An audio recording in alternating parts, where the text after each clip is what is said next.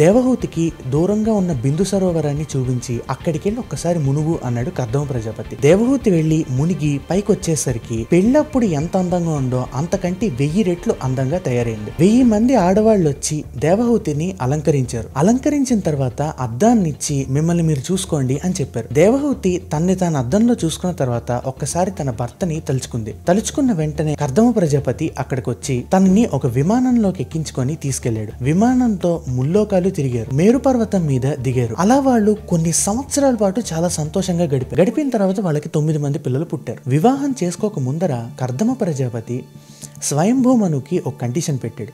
నేను వివాహం చేసుకుంటాను మీ కూతుర్ని, కాకపోతే పిల్లలు పుట్టిన తర్వాత నేను సన్యాసాశ్రమం స్వీకరిస్తాను, దానికి మీరెవరూ అడ్డు చెప్పకూడదు అన్నాడు. దానికి స్వయంభూమను ఒప్పుకున్నారు. ఇప్పుడు 9 మంది పిల్లలు పుట్టారు కదా, ఇంక నేను సన్యాసం స్వీకరిస్తాను అని దేవహూతికి చెప్పాడు కర్దమ ప్రజాపతి. దేవహూతి ఆశ్చర్యపోయింది. మనం ఈ మాయలో పడి ఇన్ని సంవత్సరాలు అయిపోయింది అని నేను అనుకోలేదు. సన్యాసాశ్రమంలోకి వెళ్ళిపోవాలి అని మీకు అనిపించింది, కానీ నాకు ఇంకా అనిపించలేదు. దీనికి కారణం ఏంటి అని అడిగింది. ఎందుకంటే కర్దమ ప్రజాపతికి ఇది మాయ అని తెలుసు, లోపల సత్యం అనేది వేరే ఉంది అని కూడా తెలుసు. అందుకే తనకి వైరాగ్యం అనేది ముందు పుట్టింది. అప్పుడు దేవహూతి ఇలా అంటుంది, మనకి ఆడపిల్లలు పుట్టారు కదా 9 మంది, మరి వాళ్ళకి పెళ్ళిళ్ళు చేయాలి కదా, నేను ఒక్కరిని ఇవన్నీ చేయలేను కదా, నాకు ఒక కొడుకుని ప్రసాదించండి, అట్లీస్ట్ వాడైనా అన్నీ చూసుకుంటాడు అని కోరింది. తదాస్తు, ఖచ్చితంగా నీ కొడుకు పుడతాడు అని చెప్పారు. కొన్ని సంవత్సరాలు గడిచిన తర్వాత విష్ణుమూర్తి కపిలావతారం ఎత్తారు. కపిల మహర్షి కింద కర్దమ ప్రజాపతికి దేవహూతికి పుట్టారు. 9 మంది ఆడవాళ్ళని 9 మంది ఋషులకి ఇచ్చి వివాహం చేశారు. ఒకరోజు కపిల మహర్షి సరస్వతి నది తీరాన కూర్చొని తపస్సు చేసుకుంటున్నాడు. అక్కడికి దేవహూతి వచ్చింది.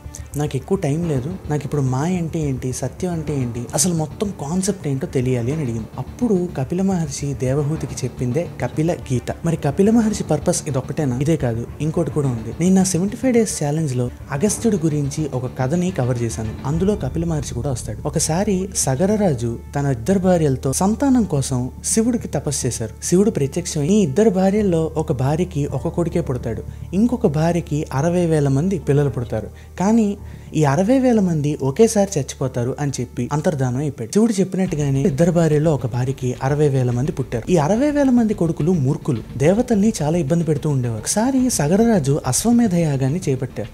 అశ్వమేధ యాగం చేస్తున్నప్పుడు ఆ గుర్రాన్ని వదులుతారు కదా, ఆ గుర్రం పరిగెడుతూ సముద్ర గర్భం లోపలికి వెళ్ళిపోయింది. అప్పటికి అగస్త్యుడు తాగేయడం వల్ల సముద్రం లేదు, ఓన్లీ బురద కుప్పలు మాత్రమే ఉన్నాయి. ఈ గుర్రం పాతాళ లోకానికి వెళ్ళిపోయింది ఆ బురద కుప్పల్లోంచి. ఇక్కడ కపిల మహర్షి ఉన్నారు. ఈ 60,000 మంది వెతుక్కుంటూ పాతాళానికి వెళ్ళారు. ఉన్నవాళ్ళు తిన్నంగా గుర్రాన్ని తీసుకెళ్లిపోకుండా కపిల మహర్షిని చూసి దొంగ ముని అని అవమానించారు. కపిల మహర్షి ఏమీ చేయలేదు, జస్ట్ అలా చూసారంతే. 60,000 మంది కాలిపోయి బూడిద కుప్పల కింద పడిపోయారు. So this is the short story about Kapila Maharshi.